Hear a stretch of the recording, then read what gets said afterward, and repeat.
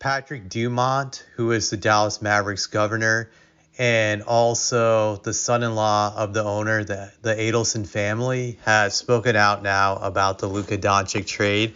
I just want to read out some of the stuff that he said now about this move. I'm going to read it out right now.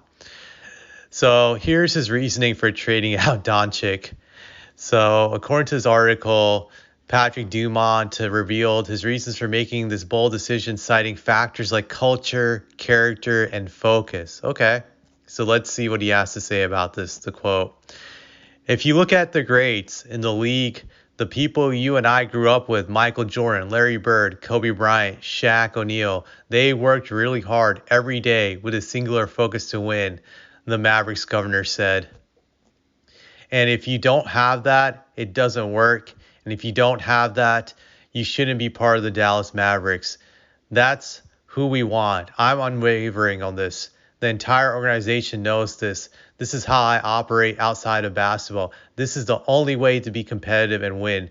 If you want to take a vacation, don't do it with us." Okay, all right. And so that's what he said was the reasoning. Now he wants to respond back to the Mavericks not willing to pay the Supermax to Doncic. Here's what he said about this. "This is not a resource consideration," Dumont said.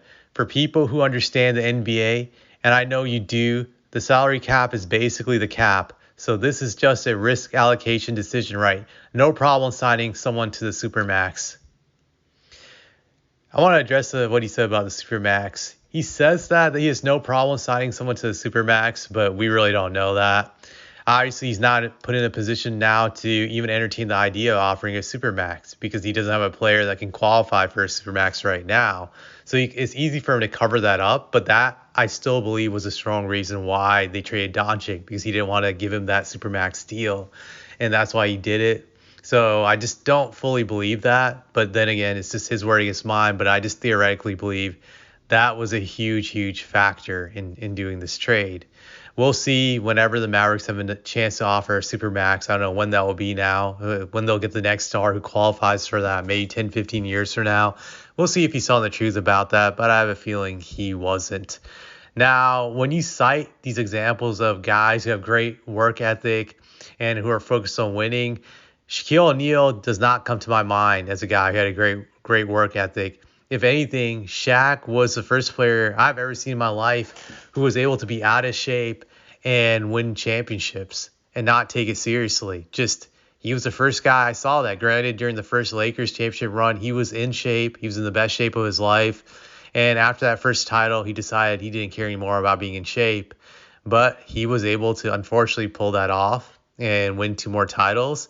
Shaq really didn't have a good work ethic. He had a terrible work ethic. Only 1 year did he have a great work ethic in his career, and he won the MVP. So using that example really shows to me that Dumont is a clown, and he's signed like one of the worst people when it comes to having a culture and work ethic. Shaq was a culture killer.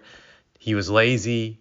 He was terrible when it came to sustaining a winning team long term. Look how the Lakers fell apart after the three-peat once he stopped being in shape, or just got even in worse shape, I should say, because he stopped being in shape after the first title. So that's a horrible example. And then Kobe Bryant. Yes, I will say this as someone who's never respected Kobe Bryant, that he did have a great work ethic. I will give him that. He was always in top shape.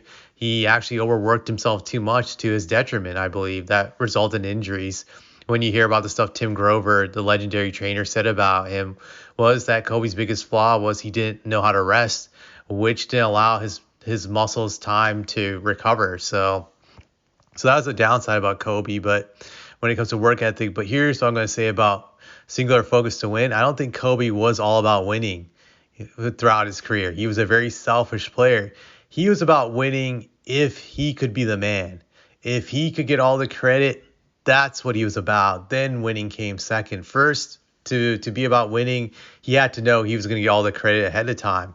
Hence why he sabotaged the Lakers in the 2004 finals, because he didn't want Shaq to get finals MVP, and he was selfish, and he stopped passing him the ball, and he took as many bad shots as possible because he wanted finals MVP. When He could have possibly won that series by giving the ball more to Shaq, but he couldn't have that, even though they could have won a title because he wanted all the credit. So I don't think Kobe had a singular focus on winning. So that's another bad example, Patrick. Just terrible example with those two guys right there.